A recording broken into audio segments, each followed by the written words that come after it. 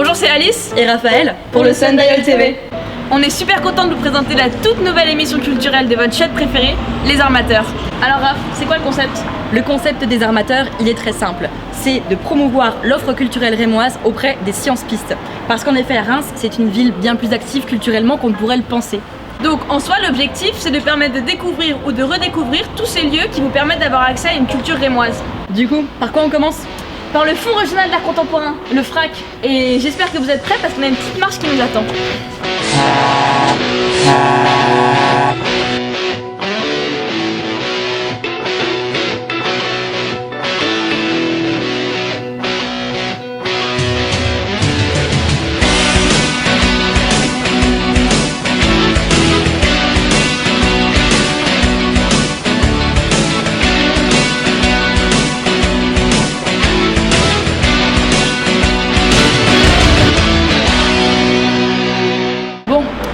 On a un petit peu surestimé la distance.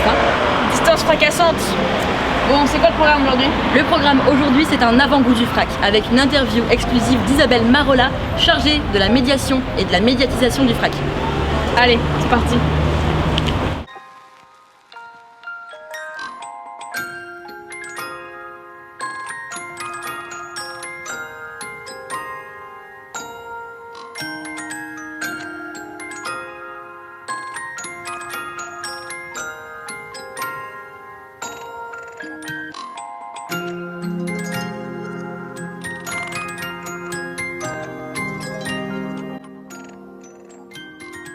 Alors, je suis Isabelle Marola, je travaille au FRAC Champagne-Ardenne en tant que chargée de médiation et de médiatisation, ce qui signifie que j'accueille le public.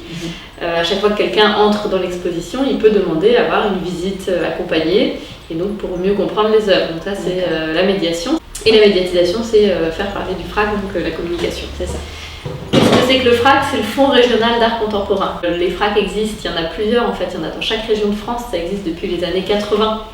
Et donc le FRAC de la Champagne-Ardenne, lui, existe depuis 1984 et on se trouve dans l'ancien collège des Jésuites depuis 1990.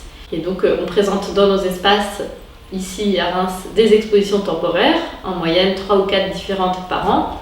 Et à côté de ça, on a aussi une collection d'œuvres d'art.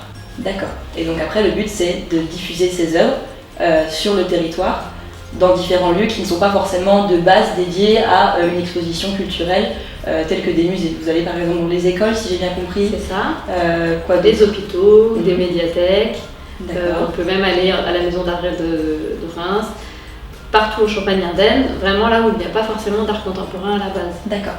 Et donc parlez-moi un petit peu de ces collections, de quoi elles se composent, comment vous les choisissez, comment vous les procurez. Alors donc, la collection du FRAC, c'est aujourd'hui près de 800 œuvres. Et c'est des œuvres qui sont très représentatives de toute la création contemporaine. Ça veut dire qu'on a des œuvres qui sont aussi bien des peintures que des sculptures, de la photo, de l'installation. D'une part, vous partez sur le territoire pour diffuser ces œuvres, mais aussi vous faites venir des gens dans vos locaux ici, Place Musée.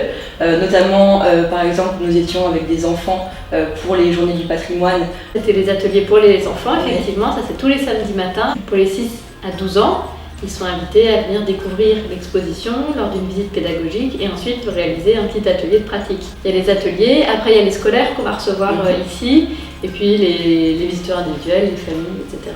D'accord. Et donc maintenant, faisons un petit lien avec les étudiants de Sciences Po, parce que le jeune public est reçu, mais les étudiants travaillent dans un bâtiment qui est le même, le collège des Jésuites. On est dans le même bâtiment. Exactement. Voilà, il y a juste à passer la porte. C'est gratuit. Et à chaque fois, vous découvrirez une exposition différente, puisque je vous ai dit, ça change, il y en a 3 ou 4 différentes par an. Ouais. Donc, nous avons parlé du FRAC, mais les armateurs, c'est aussi le but d'ouvrir à toute forme de lieux et d'art qui existent à Reims. Donc, que pensez-vous, Isabelle, de l'offre culturelle rémoise ?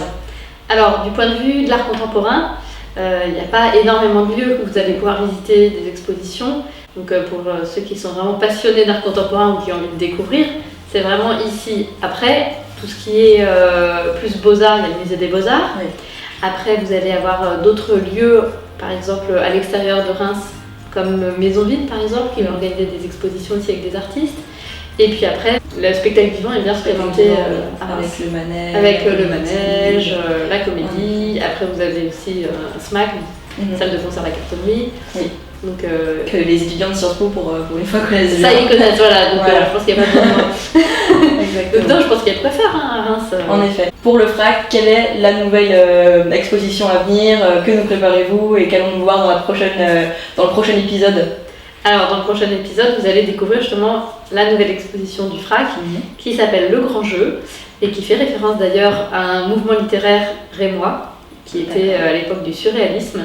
Et donc, notre artiste, c'est Mary Sangioletti, qui est une Italienne qui vit à Paris, qui vient travailler pour la première fois ici à Reims. Donc, elle va mêler toutes ces références du cirque, le jeu et la littérature.